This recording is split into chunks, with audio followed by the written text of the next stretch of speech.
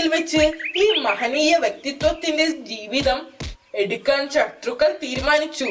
അങ്ങനെ ചെയ്യുന്നത് മറ്റുള്ളവർക്ക് കൂടി ഒരു പാഠമാകാൻ വേണ്ടിയായിരുന്നു. മാത്രമല്ല പ്രവാചകനോടൊപ്പം ചേരാൻ ആഗ്രഹിക്കുന്നവർക്കുള്ള ഒരു മുന്നറിയിപ്പ് കൂടിയായിരുന്നു അത്. തങ്ങളുടെ പൂർവികരുടെ മതം ഉപേക്ഷിക്കപ്പെട്ടാൽ അവർക്ക് നേരിടേണ്ടി വരുന്ന ശിക്ഷയെക്കുറിച്ച് അവരെ ബോധ്യപ്പെടുത്തുന്നതിനാണ് ഇങ്ങനെ ചെയ്യുന്നത്. സയ്യിദ് ബിൻ ആമിർ അൽ ജുമാഹി റളിയല്ലാഹു അൻഹു ഈ ദാരുണ സംഭവത്തിന് സാക്ഷ്യം വഹിച്ചു. ഹുബൈദ് റളിയല്ലാഹു അൻഹുവിന്റെ ഉറച്ച വിശ്വാസവും നിർഭയമായ മനോഭാവവും അദ്ദേഹത്തെ വളരെയധികം ആകർഷിച്ചു. സ്വന്തം മരണത്തെ തൊട്ടു മുൻപിൽ കണ്ടിട്ടും അദ്ദേഹം തന്റെ വിശ്വാസത്തിൽ ഉറച്ചു നിന്നു. ഒട്ടും ഭയപ്പെടാതെ ഒരു പുഞ്ചിരിയോടെ അദ്ദേഹം മരണത്തെ നേരിട്ടു. അള്ളാഹുവിൽ നിന്നും ഹുബൈദ് റളിയല്ലാഹു അൻഹുവിന് ഒരു മഹത്തായ ശക്തി ലഭിച്ചിരിക്കുന്നു എന്ന് മനസ്സിലാക്കിയ നിമിഷം ജനങ്ങളെല്ലാം ഒന്നിച്ചുകൂടി. ഊർജ്ജസ്വലതയും യുവത്വവും ബുദ്ധിശക്തിയുമുള്ള സയ്യിദ് റളിയല്ലാഹു അൻഹുവിൽ ആ വലിയ സംഭവം ചലനങ്ങൾ ഉണ്ടാക്കി. ഹുബൈദ് റളിയല്ലാഹു അൻഹുവിന്റെ മരണവും അദ്ദേഹത്തിന്റെ വീരോചിതമായ ചെറുത്തുനിൽപ്പും സയ്യിദ് റളിയല്ലാഹു അൻഹുവിനെ ഇസ്ലാമിലേക്ക് അതിന്റെ പഠനത്തിലേക്കും ആകർഷിച്ചു. ഇസ്ലാം സ്വീകരിച്ച ശേഷം സയ്യിദ് ഇബ്നു ആമിർ റളിയല്ലാഹു അൻഹു മദീനയിലേക്ക് കുടിയേറുകയും പ്രവാചകനുമായി കൂടുതൽ അടുക്കുകയും ചെയ്തു. വിശുദ്ധ ഖുർആൻ പഠിക്കുന്നതിൽ അദ്ദേഹം വലിയ താല്പര്യം കാണിക്കുകയും പ്രവാചകന്റെ നിർദ്ദേശപ്രകാരം ജീവിക്കുകയും ചെയ്തിരുന്നു. ഉമർ റളിയല്ലാഹു അൻഹു ഖലീഫയായിരുന്ന കാലത്ത് സിറിയയിലെ ഹോമിന്റെ ഗവർണറായിരുന്നു സയ്യിദ് ബിൻ ആമിർ റളിയല്ലാഹു അൻഹു. ഉമർ റളിയല്ലാഹു അൻഹു ആയിരുന്നു അദ്ദേഹത്തെ ഗവർണറായി നിയമിച്ചത്. ഒരിക്കൽ ഉമർ റളിയല്ലാഹു അൻഹു അദ്ദേഹത്തോട് പറഞ്ഞു, ഞാൻ നിന്നെ ഹോമിന്റെ ഗവർണറായി നിയമിച്ചിരിക്കുന്നു. അപ്പോൾ സയ്യിദ് ആമിർ റളിയല്ലാഹു അൻഹു പറഞ്ഞു, ഞാൻ അള്ളാഹുവിന്റെ നാമത്തിൽ അങ്ങയോട് അപേക്ഷിക്കുകയാണ്. ഇഹലോക ജീവിതത്തിൽ എന്നെ വഴിമാറി ചിന്തിക്കാൻ അത് കാരണമാകും. ഉമർ ഇബ്നുൽ ഖത്താബ് റളിയല്ലാഹു അൻഹു വളരെ രോഷാകുലനായിക്കൊണ്ട് പറഞ്ഞു, നിങ്ങൾ ജനങ്ങൾ എന്നെ ഖലീഫയുടെ ഉത്തരവാദിത്വം ഏൽപ്പിച്ചു. ഇപ്പോൾ ഈ വലിയ ഉത്തരവാദിത്വത്തിൽ താങ്കൾ എന്നെ ഒറ്റപ്പെടുത്തുകയാണോ? അദ്ദേഹം വളരെ പെട്ടെന്ന് തന്നെ ഒരു മറുപടി പറഞ്ഞു, അള്ളാഹു ആണ്, ഞാൻ ഒരിക്കലും താങ്കളെ കൈവിടുകയില്ല. ഇങ്ങനെയാണ് സയ്യിദ് ബിൻ ആമിർ റളിയല്ലാഹു അൻഹു ഹോമിന്റെ ഗവർണറായത്. ഉമർ റളിയല്ലാഹു അൻഹു അദ്ദേഹത്തോട് ശമ്പളത്തെ കുറിച്ച് ചോദിച്ചു. ശമ്പളമായി ഞാൻ താങ്കൾക്ക് എന്താണ് തരേണ്ടത്? ആ ചോദ്യത്തിൽ അദ്ദേഹം വളരെ അസ്വസ്ഥനായിരുന്നു. തന്റെ ജീവിതം ഇഹ്ലോക വിഷയങ്ങളുമായി ബന്ധപ്പെടുത്താൻ അദ്ദേഹം ആഗ്രഹിച്ചിരുന്നില്ല. അതിനാൽ അദ്ദേഹം ഉമർ റളിയല്ലാഹു അൻഹുവിനോട് പറഞ്ഞു, വിശ്വസ്തനായ സേനാനായക, ആ ശമ്പളം കൊണ്ട് ഞാൻ എന്തു ചെയ്യാനാണ്? എന്റെ ആഗ്രഹങ്ങൾ നിറവേറ്റാനുള്ള എന്താണ് അങ്ങ് ഖജനാവിൽ നിന്ന് തരാൻ പോകുന്നത്? അദ്ദേഹം ചോദിച്ചു. അദ്ദേഹത്തിന്റെ മറുപടിയിൽ ഖലീഫക്ക് വലിയ സന്തോഷമായി. സയ്യിദ് റളിയല്ലാഹു അൻഹു വളരെ താഴ്മയോടെ ജീവിതം നയിച്ചിരുന്ന ഒരാളായിരുന്നു.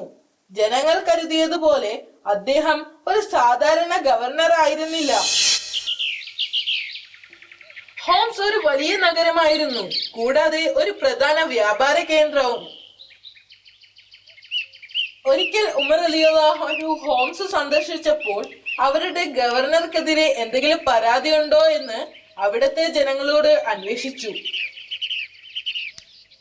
ജനങ്ങൾ ഗവർണറുടെ 4 പരാതികളെ കുറിച്ച് ഖലീഫയോട് പറയുകയും അത് അദ്ദേഹത്തിന്റെ ശ്രദ്ധയിൽപ്പെടുത്താൻ ആവശ്യപ്പെടുകയും ചെയ്തു.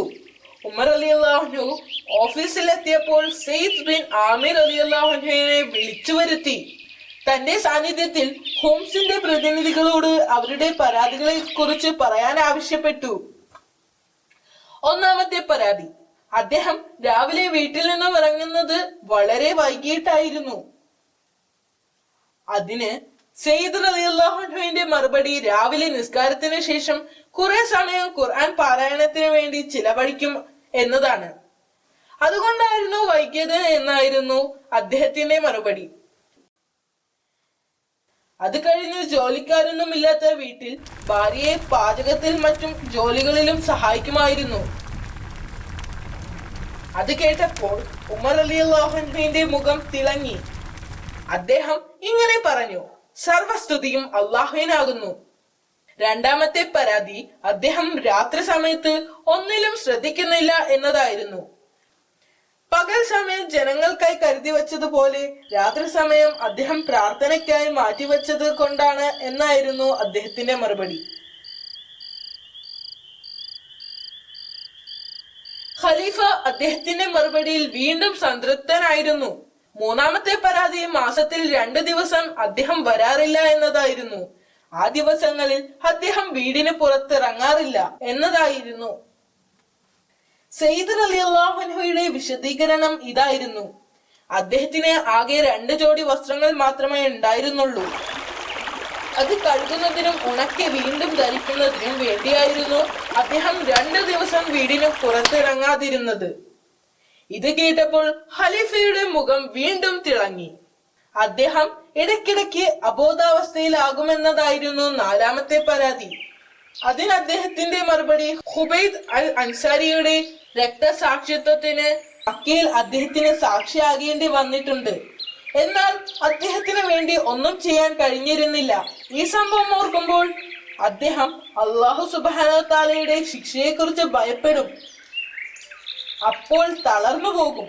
ഇത്രയും പറഞ്ഞുകൊണ്ട് അദ്ദേഹം ഖലീഫയുടെ വിധിക്കായി തല കുനിച്ചു നിന്നു. ഉമർ റളിയല്ലാഹു അൻഹുവിന് മറ്റൊന്നും പറയാനില്ലായിരുന്നു. അൽഹംദുലില്ലാഹ് എന്നൊഴികെ മറ്റൊന്നും അദ്ദേഹത്തിന് പറയാനില്ലായിരുന്നു. പിന്നീട് അദ്ദേഹം ജനങ്ങളോടായി പറഞ്ഞു: മറ്റ് ഗവർണർമാർ രാജാവിനെ പോലെയാണ് ജീവിക്കുന്നത്.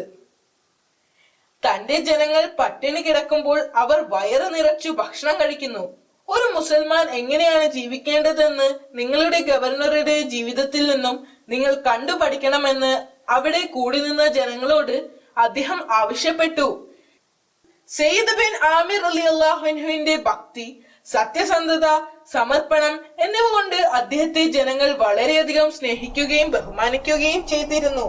ചീകി ഒതുക്കാത്ത മുടിയായിരുന്നു അദ്ദേഹത്തിന്. കാഴ്ചയിൽ പാവപ്പെട്ട ഒരു മുസ്ലിമിൽ നിന്നും ഒട്ടും വ്യത്യസ്തനായിരുന്നില്ല അദ്ദേഹം.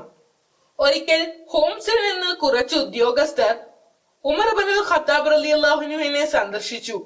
അവർ സത്യസന്ധരും ഉമർ റളിയല്ലാഹു അൻഹുവിന്റെ വിശ്വാസം നേടിയവരുമായിരുന്നു. അദ്ദേഹം അവരെ വളരെയധികം ബഹുമാനിച്ചിരുന്നു.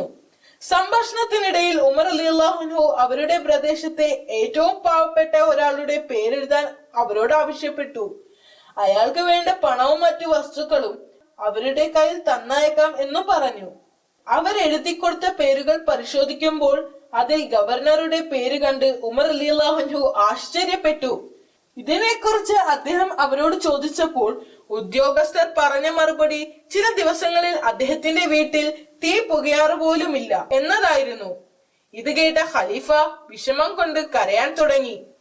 അദ്ദേഹം 1000 ദിനാർ ഒരു കിഴിയിലാക്കി ഉദ്യോഗസ്ഥന്മാരെ ഏൽപ്പിച്ചുകൊണ്ട് പറഞ്ഞു: ഈ പണം അദ്ദേഹത്തിന് നൽകി അദ്ദേഹത്തിന്റെ ആവശ്യങ്ങൾ നിറവേറ്റി കൊടുക്കുക. സയ്യിദ് അൽ ജുമാഹി റളിയല്ലാഹു അൻഹുവിനോട് എന്റെ സലാം പറയുക. അദ്ദേഹത്തിന്റെ ആവശ്യങ്ങൾ നിറവേറ്റാൻ ഈ പണം തന്നയച്ചു എന്നും പറയുക. ഉദ്യോഗസ്ഥർ അത് സമ്മതിക്കുകയും അവർ സയ്യിദ് റളിയല്ലാഹു അൻഹുവിന്റെ വീട്ടിലേക്ക് പോവുകയും ചെയ്തു. അവർ ആ കിഴി സയ്യിദ് റളിയല്ലാഹു അൻഹുവിനെ ഏൽപ്പിച്ചു. അദ്ദേഹം അത് തുറന്നു നോക്കിയപ്പോൾ അത് നിറയെ പണമായിരുന്നു. ആദ്യം അദ്ദേഹം ആ സമ്മാനം നിരസിച്ചു. പക്ഷേ ഉദ്യോഗസ്ഥർ ഒരു വിധത്തിൽ അത് അദ്ദേഹത്തെ തന്നെ ഏൽപ്പിച്ചു. ആ പണം കണ്ടപ്പോൾ അദ്ദേഹത്തിന്റെ ഭാര്യ അദ്ദേഹത്തോട് പറഞ്ഞു: ഈ പണം കൊണ്ട് നമുക്ക് വീട്ടു സാധനങ്ങൾ വാങ്ങിക്കണം, ഒരു ജോലിക്കാരിയെ കൂലിക്കെടുക്കുകയും ചെയ്യാം. അതിനേക്കാൾ മികച്ച ഒരു കാര്യം ഞാൻ ചെയ്യട്ടെ. അദ്ദേഹം പറഞ്ഞു. എന്താണത്? അവർ ചോദിച്ചു. ഉടനെ തന്നെ അദ്ദേഹം ആ പണം പല ഭാഗങ്ങളായി വിഭജിച്ചു.